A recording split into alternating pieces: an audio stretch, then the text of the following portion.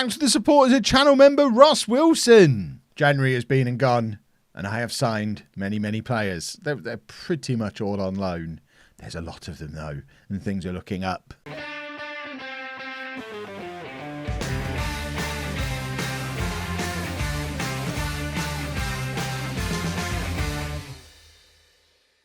Hello and welcome to part 87 of Bourne Again. I'm Kevin. Coming up on today's episode, we have games against Sheffield Wednesday and Portsmouth, both in the Championship. That's assuming the Sheffield Wednesday game goes ahead, because pretty much every home game we've had in January has been postponed due to a waterlogged pitch. We managed to play that one game against Norwich in the FA Cup. Other than, I don't know why that one wasn't waterlogged, but all the ones either side of it were. We've not played a lot of football in January. It means we've got some very busy months coming up with some big blocks of home games in as well, with all these games getting postponed. We did, despite all the waterlogging issues, have a relatively good January, though. We are into the fifth round of the FA Cup again, which isn't going to be today. That'll be tomorrow's episode. We're away against Forest, so with an opportunity to continue to progress in that, which would be nice to have another cup run again this year.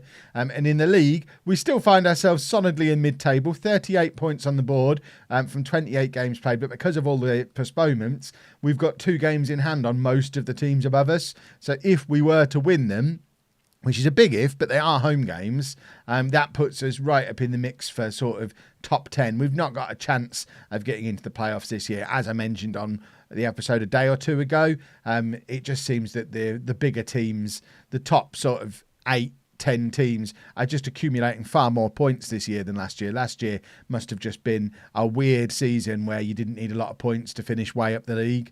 But I'd be happy with mid-table. And we'll. I'm feeling much more positive now, especially after the signings that we made. So, big news on transfers. Firstly, we sold a few of the fringe players. So Barry Murray's gone, Alex Webster's gone, Aidan Nichols has gone. Some of the youngsters have gone out on loan as well, including Casey Grayson, which I'm sure a lot of you are going to be really happy with. Justice for Grayson. There you go. The justice is he's gone to play in the Scottish Premiership to prove he's good at football and that he deserves to push back into the team. And Darko Husic has gone out on loan to PAOK as well, because they agreed to pay his £12,000 a week wages. And so he's gone to play in Greece, probably hanging out with Mrs. Wearmouth and having a lovely lasagna while he's out there. That's one for people who were around last year.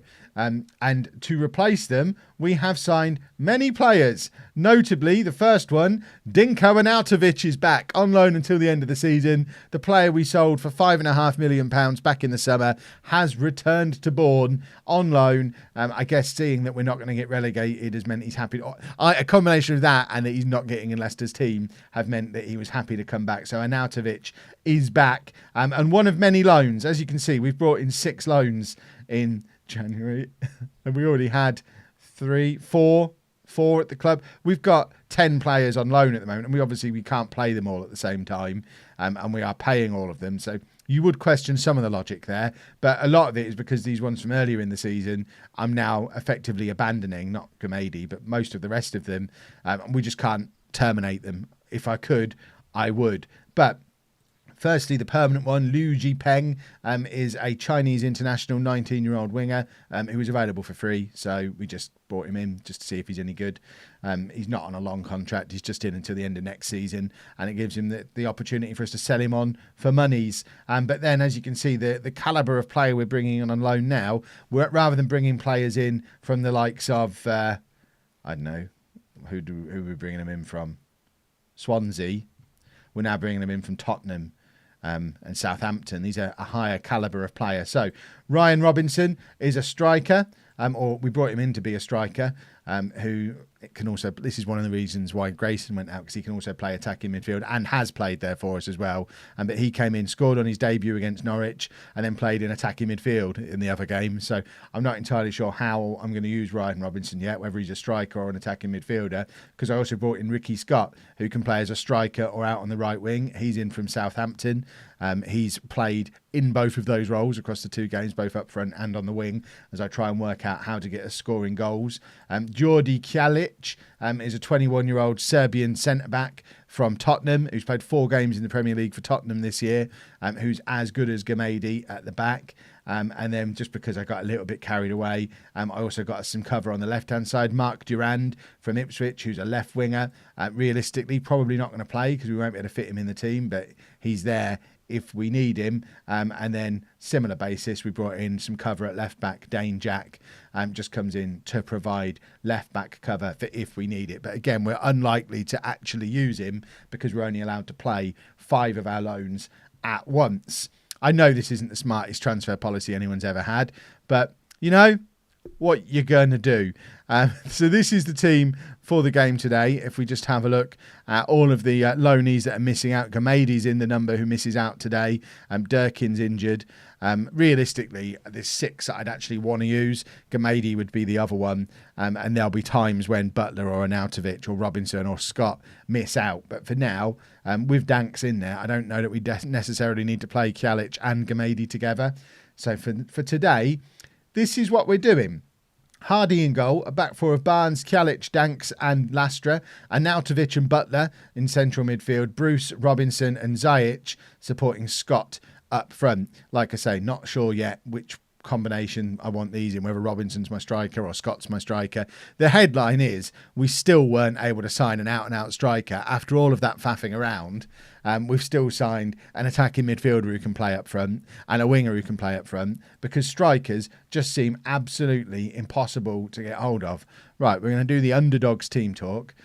All of that aside, though, we have been in good form, and it is nice to have Arnautovic back. I like the fact that a player that, one of our youngsters, one of our Eastern European imports, the one that actually worked, because Pavlov and Husic, as much as I love Pavlov and some of you love Husic, I do wonder if they're ever going to go for £5.5 million to the Premier League.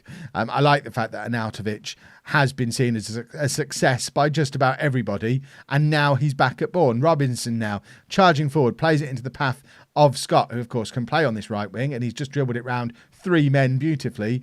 And I'd like to have seen him put that into the path of Bruce, who was there ready to tuck away a tap him, but Scott decided to go it alone, have the shot, and maybe could have done a little bit better with it if he'd have squared it. But I guess we can't complain too much. Butler now plays it back to Lastra. Lastra out to Bruce.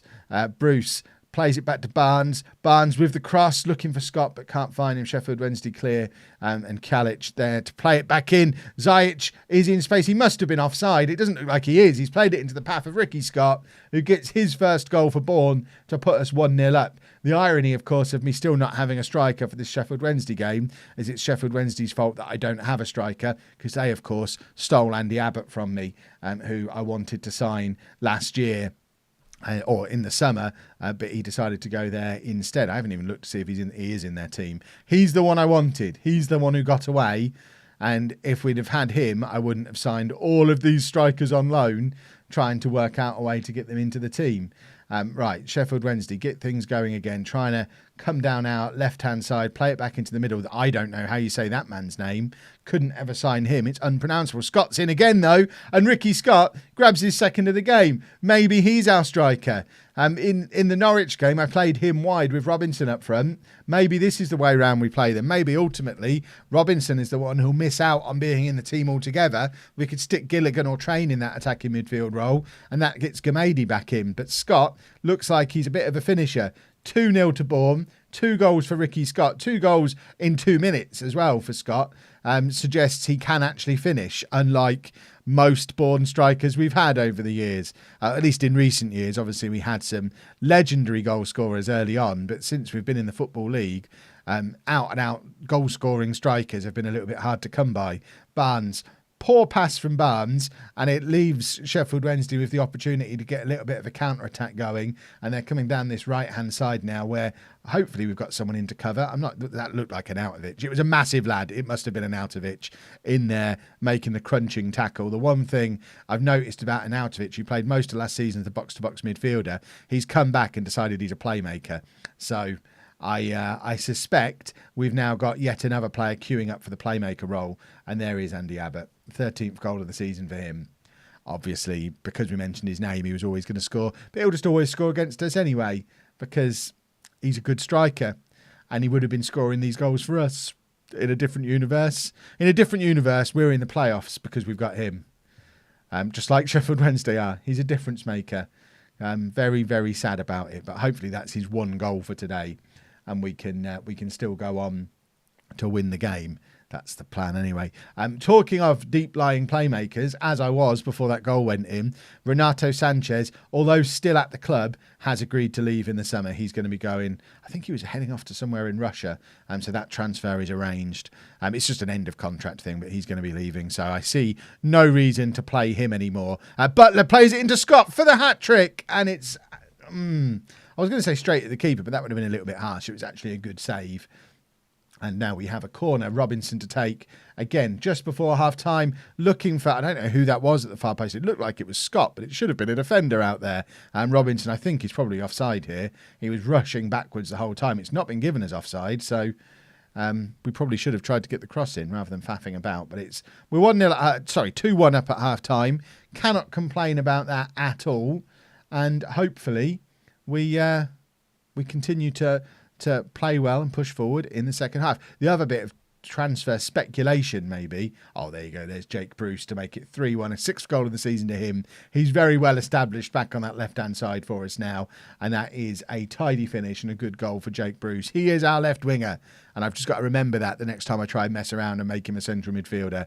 But it's a good cross from Butler and a very tidy finish from Bruce.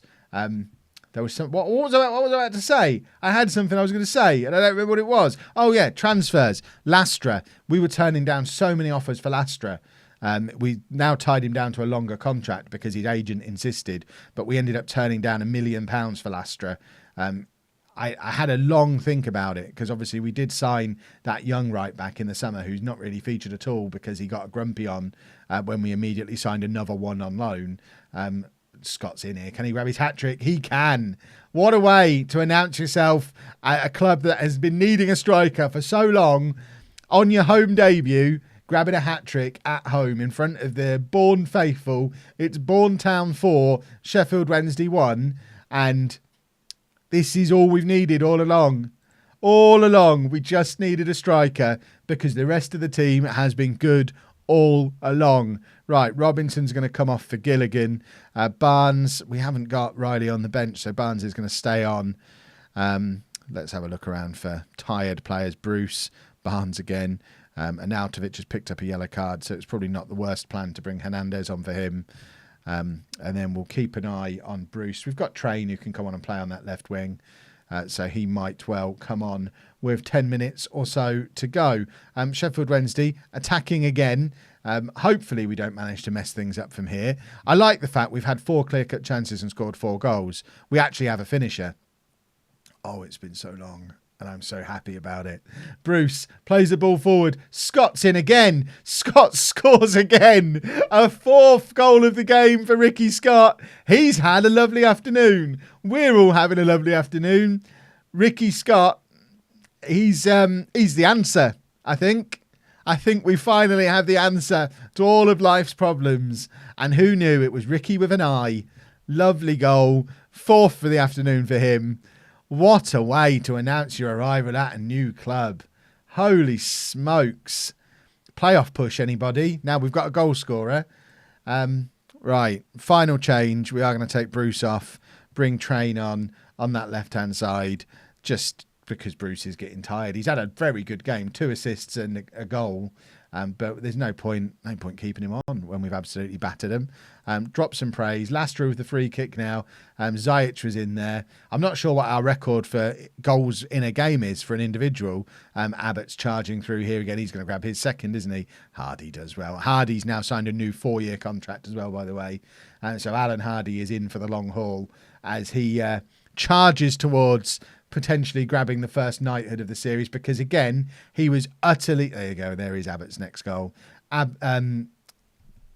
Hardy has been absolutely instrumental in the cup run again this year. I know you've not seen any of it yet, but one of the games was a penalty shootout, and obviously Hardy just doing what Hardy does, just he loves the FA Cup. If that man ends his career without an FA Cup winners medal, there's no justice in the world, because I've never seen anybody up their game the way Alan Hardy does for the FA Cup. But it's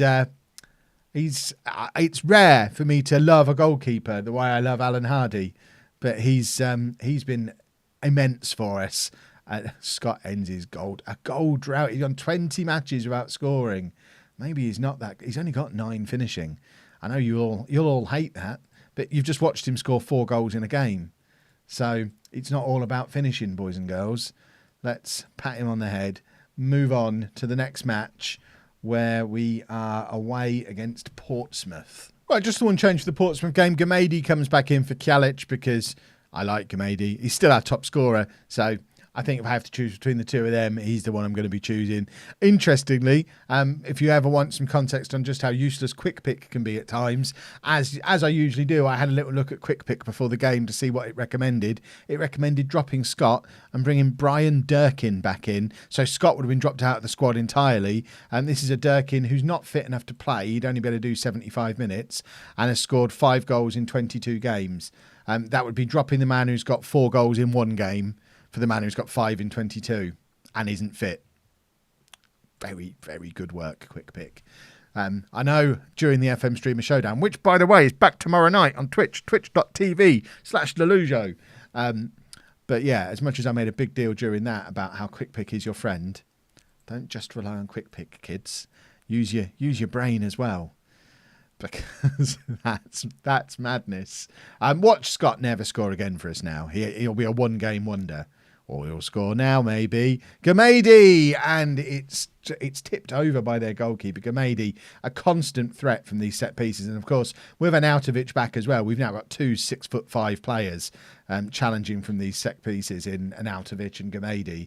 So expect us to be even more effective from set pieces than we have been in the early part of the season, because we've now got 2 enormous big lads in there. I thought that was Josh Guy off of the other save. It's Josh Gay. I was going to say, there's been a player knocking around Chelsea and various other teams who I've been scouting since the Tottenham days in that save, called Josh Guy. And I thought he turned up for Portsmouth, and I was terrified. And then I realised, no, different guy. Different gay, in fact, because he's gay, not Guy. I know what I mean.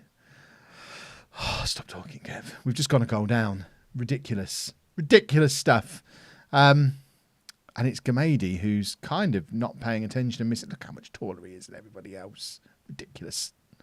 1-0 down. We're going to go attacking straight away. We did actually get, in the little tactical inbox thing, it did say, go attacking for this game. To which I responded, that's a bit stupid. Portsmouth are good, aren't they?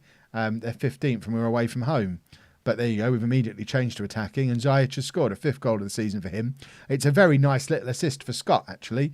If we have a look at this from the other angle, it's a lovely little cushioned header down from Ricky Scott, who, look at this, lovely, sets it up on a plate for Ziyech, and it's an immediate reply. So maybe we should have been attacking against Portsmouth from the start. I'm not entirely sure why. We usually when I get those emails through, they're telling me to go cautious, especially away from home. But I guess there's something about Portsmouth where it's decided we should be attacking, or because of the quality of the loan players we brought in, maybe our perceived quality as a squad has gone up to such a level where it thinks we should be attacking teams now. Remind me to have a look on the season preview after the game to see if that's changed based on these players we brought in, because I haven't looked there, and we've just given away a penalty. Barnes is slowly but surely starting to look a little bit like the weak link. And I know we've got Riley as well, but they're both 2.5-star players. And I think a penalty miss. I think we are getting to the point where obviously we've got a lot of loans. So there's going to be a lot of these loans that are either going to need to be extended or made permanent or replaced in the summer. But if we were living in a world where this entire squad could go into next season, I think this squad probably needs an upgrade at left back. But it's not going to be quite that simple, because obviously we've got 10 loan players in the squad now. So there's going to be a lot of players, a lot of positions that need upgrading. Our entire central midfield's here on loan. Our attack is here on loan. Our defence is here. Oh, God. We need to get some money in. We need another big sale so we can bring some of these players in. permanently. We need some of them to be out of contract. Lastra plays it forward for Robinson, who's been quiet today, but does get the cross into Bruce, and Bruce gets his 7th for the season. It's very, very similar to the goal he scored in the previous game. Different man crossing it. I'd mentioned Robinson had been a little bit quiet, but he did very well there. That's his Tottenham quality shining through, and Bruce is just a constant threat coming in off that left wing. He was in double figures for goals this year, and he is scoring goals again. Now he's back in that role this season. It does, of course, mean that our £500,000 signing that I let my director of football do, Juric, is no longer even getting on the bench. So that's the last time I let the director of football spend any actual money. He'll be all right finding loans, although to be fair, these most recent ones, he didn't do any of them because the director of football isn't dumb enough to keep bringing players in on loan after I've already got too many in the squad. That is risky play from Ziyech. So it might be time to replace the director of football, and I know that's going to please a lot of you, but he's not. All he's really done is damage this year. That was stunning from Scott, and another tidy finish from Bruce. And we are getting good at football. We've still got 2 games in. I tell you what, we're 10 points outside of the playoffs, 2 games in hand, with nearly half the season still to go. Don't write us off yet, boys and girls, because with these new players in, we do look a little bit special. What have we got? 16 games left. And we're smashing teams that are above us in the league, like we did with Sheffield Wednesday. We've got a chance here. Right, Hernandez is going to come on again. Gilligan's going to come on again. And that will do.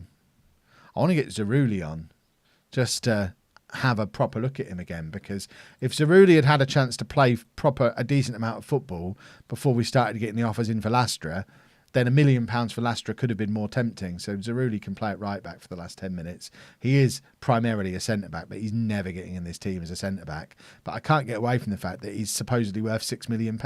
That guy's surely offside. It doesn't matter anyway, because it's a lovely save from Hardy, because he's a very good goalkeeper. There he is again, getting ratings as a goalkeeper. It's unheard of. Sheffield Wednesday now ahead. We're now chasing Bournemouth for that playoff spot. I think we've probably left it a little bit too late, but we've still got an FA Cup run, and we've got a second half of the season to make interesting. So fingers crossed, that's exactly what we end up doing. Let's make things interesting. Right, if we have a look at the schedule, we'll be back tomorrow for the FA Cup game against Forest, and probably the Bourne Derby at home against Bournemouth, because they're the team we're chasing. So Forest, then Bournemouth, and then we could find ourselves in an FA Cup quarter-final and a playoff hunt. And it'll be like last year, all over again. That's what we want. If you've enjoyed that, please make sure you leave a nice big thumbs up on there for me. Subscribe to the channel for daily Football Manager videos, and thank you very much for watching.